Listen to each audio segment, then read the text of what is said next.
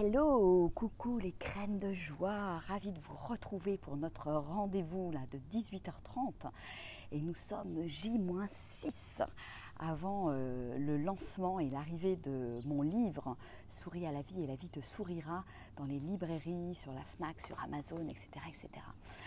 Donc voilà, je voulais profiter de cette petite vidéo tout d'abord pour exprimer ma gratitude vis-à-vis de ce projet qui, voilà, dont l'idée a vu le jour en fait il y a 2 ans. Et l'idée a pris forme petit à petit. Je me suis mise à écrire.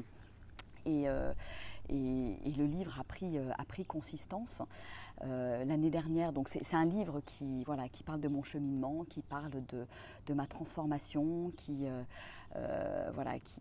dans lequel je transmets ma méthode de transformation justement.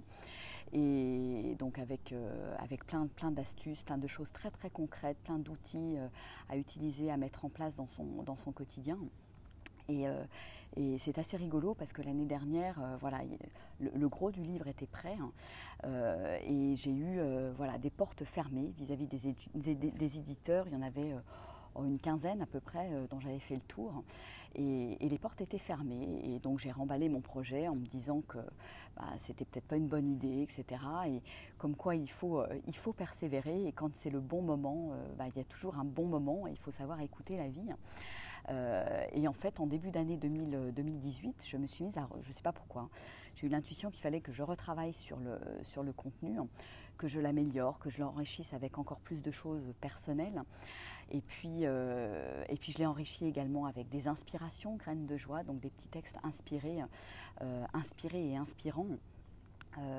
Que j'ai pu mettre tout au long et dans tout le long du livre, donc qui lui a donné vraiment une autre dimension, clairement.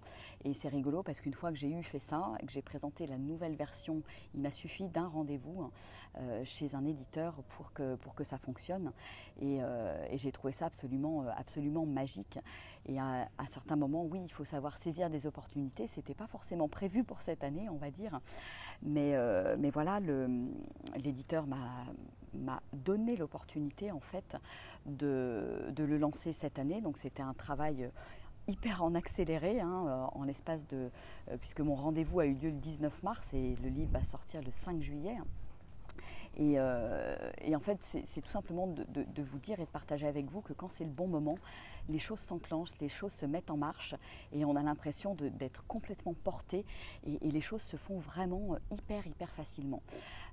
Donc j'aurais pu choisir de le sortir que l'année prochaine, un an plus tard, et j'ai eu cette opportunité, cette fenêtre, on va dire, et j'ai vraiment saisi l'opportunité au vol, voilà.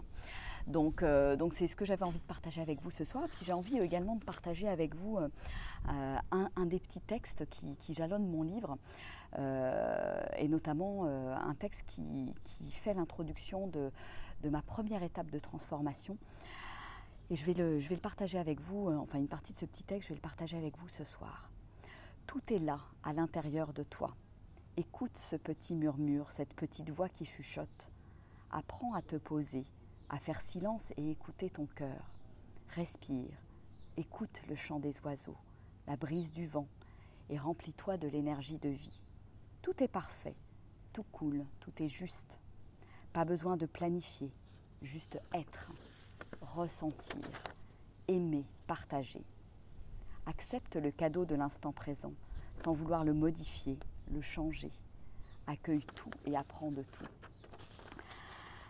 Voilà, c'est un texte qui vraiment est une invitation à se reconnecter à l'instant présent, se reconnecter à notre corps, accepter ce qui nous arrive, accepter de se poser, accepter de prendre du temps pour soi et qui nous permet d'être et arrêter d'être dans le faire, à courir dans tous les sens. Et ça, c'est vraiment quelque chose qui n'est pas forcément évident à faire dans le quotidien. On a tellement des automatismes, un pilote automatique qui nous met dans l'action en permanence et on ne prend pas le temps de se poser, on ne prend pas le temps d'être Et pourtant, voilà, nous sommes des êtres humains et pas des fers humains. Et ça, c'est vraiment quelque chose d'important à intégrer dans nos vies. Même si c'est pas facile, même si ça nous fait aussi sortir de notre zone de confort, le fait de s'asseoir quelques minutes dans un fauteuil, de prendre le temps de méditer, de prendre du temps pour soi tout simplement, parce qu'on a plutôt tendance à s'occuper des autres et on est toujours les derniers servis. Donc voilà cette invitation pour aujourd'hui, dans cette première étape que je partage dans mon livre. Et voilà, et je vous donne rendez-vous demain pour un autre partage autour du livre à nouveau. Donc rendez-vous demain à 18h30 en live comme aujourd'hui.